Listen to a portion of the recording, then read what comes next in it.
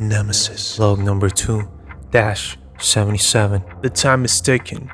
There is no telling how much of it I have left before someone in search of Iberian traces his steps and comes across this chamber, goes to check up on it and blows the whole thing up. Luckily for my old ass, I'm not too cool to pack an extra gadget for a rainy day. I have a small vibro saw in my shoe, size of a pocket knife.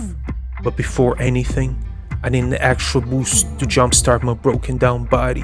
Slowly, I place my hand on my waist and take out a pen from my utility belt. It's an adrenaline shot. I uncap and jam into my leg immediately. As soon as it pierces my skin, I can feel it strike me like lightning. My reflexes are back. The body's finally able to move. I lift my leg up and reach into my boot to retrieve the vibrosaur. Blood from my mouth is dripping on my shaking hands as I try to calm them the best I can. Breathe in, breathe out, trying to avoid slicing my neck open. With surgical precision, I make incisions on both ends of the metal holding my neck and free myself from the wall. My head is spinning, and it's still way too early to celebrate. Next on my agenda is another challenge. How do I get out without setting off the explosives?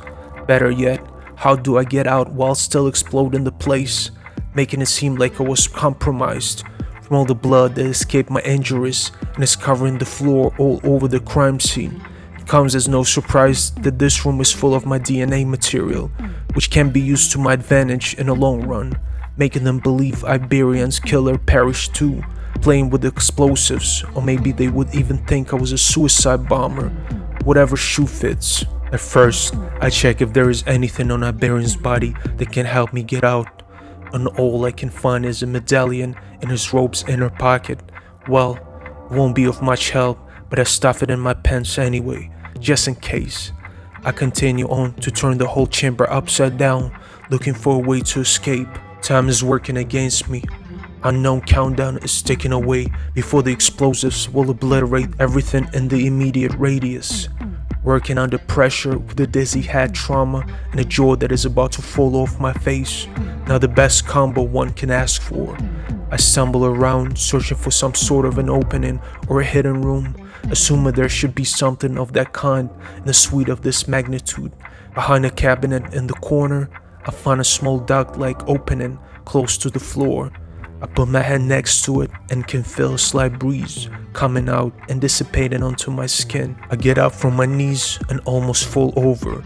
A rib or two is cracked for sure, to add to the list of personal injuries. Probably happened when I was slammed against the wall, the first or the second time. Above the newly discovered duct, I try to fill up the wall and knock on it. It appears to be pretty hollow inside. I punch with all the force left in me, putting all the weight into my arm and shoulder as my arm goes through the wall. It is some sort of closet-like panic room that immediately turns into a vent and leads somewhere outside of the suites. Inside of this newly found space, I see a button that summons the titanium doors that seal that soft wall to close them behind you for protection once you get inside, but I wouldn't count on it to protect me from explosion. Probably there was a way to this hidden room without destroying that cardboard wall, but brute force does wonders sometimes too. It is gamble o'clock. I have a time grenade on me to spare, but the timer is only good for 1 minute, so the gamble is, would 1 minute be enough for me to get my ass as far from the chamber as possible using the duct? But it seems like I'm out of the alternative options, so I put all my credits on yes. We are technically still in a casino after all, and I fancy myself a gambling man. The higher the bet, the better the payoff. I set the timer and leave the grenade behind, drop it by the main entrance, pressing the button to seal those hopefully impenetrable titanium doors. As I cross the threshold, I climb into a duct void of light and on all fours start crawling along for my life, hoping I can reach further enough to be unaffected by the upcoming explosion. In one instant, time feels like eternity, and in another, like it's moving at the speed of light.